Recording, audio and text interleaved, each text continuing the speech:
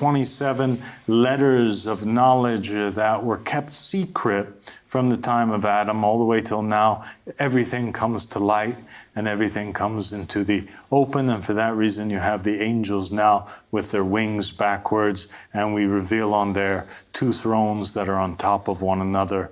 One throne that represents the kingdom of earth, another one represents the kingdom of heaven, because we believe that God is the Lord of the heavens and the earth.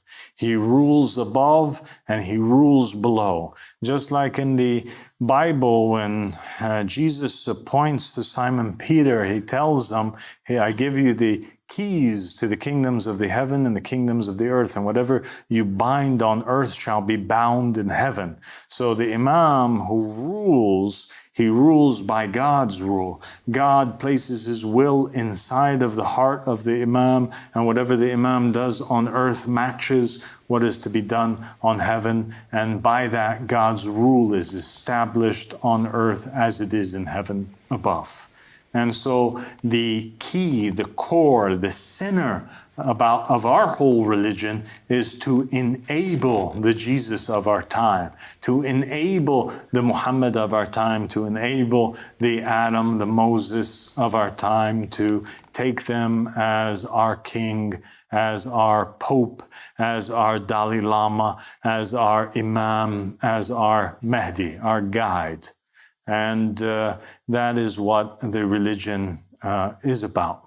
The Ark of the Covenant is at the center because it was meant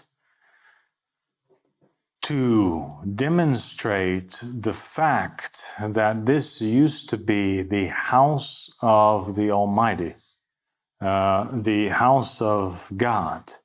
And the Muslims also have a house of God, just like the Jews did with the Ark of the Covenant. And the house of God is also a square-shaped or cube-shaped, and it is the Kaaba that they call the house of God, the Bayt of Allah.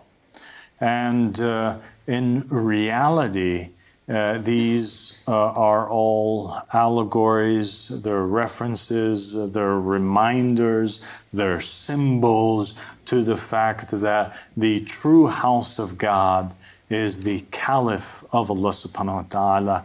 It is the Adam of the time. And when God created Adam, he created him to be his house. And there's even narrations from Muhammad and the family of Muhammad that state that there is nothing on the earth. There's no temple, there's no mosque, there's no house, there's no synagogue that can contain the Spirit of God. His only house, the only house that can contain him, is the heart of mankind. And for that reason, God dwelt, his spirit was blown into the heart of Adam and the heart of the successors of Adam in every day and age. And the pilgrimage that we are to make in reality is a pilgrimage to the Caliph of Allah subhanahu wa ta'ala. And we were taught this as a symbol that we're supposed to migrate to the Kaaba, but in reality what was meant by that was to migrate to the Caliph of Allah subhanahu wa ta'ala. And that's a topic which we will go over, inshallah, an entire lecture by itself. And so the house of God, the Kaaba, or the Ark of the Covenant, is really the Caliph of Allah subhanahu wa ta'ala, who is supposed to sit on the throne of the earth, and he is the voice of God that speaks to Moses and that speaks to mankind in every day and age. And it's interesting too, because you have this depiction of the throne that's there in between these two angels, and you also have narrations from Muhammad and the family of Muhammad that state that when the Qaim emerges, he will have two angels to his left and to his right, one to his left, one to his right. Gabriel on his right and Michael to his left. And that is a reference to this scene that you see also at the top of the Ark of the Covenant. On the sides of the Ark of the Covenant, you have the seal of the da'wah, and the seal of Ahmad al-Hassan alayhi salam, and the seal of the Mahdis, and it says on there, Huwa Allah ar-Rahman ar-Rahim al-Wahid al-Qahar. He is Allah, the most beneficent, the most merciful, the one, the conqueror. And then it says on there, at the top of the Star of David, Muhammad, then Ali, then Al-Hassan, and then you have Al-Fatima on the other side, and you have Al-Hussein, and at the bottom you had Al-Qaim, who is Abdullah, and you have at the center of it, Ahmad al-Hassan, as a sun that is shining, and it has 15 rays on there, each ray representing one of the infallibles until Ahmad al-Hassan alayhi salam.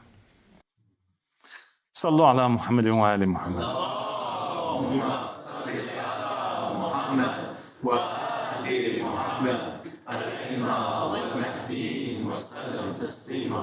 At the front of the basilica here, we have the member. And the member, or the platform, is where the Imam gives his speeches. And it is it consists of several layers here, and because it is also in a six-pointed shape here, or star shape, you have written on the bottom of it, Huwa Allah ar-Rahman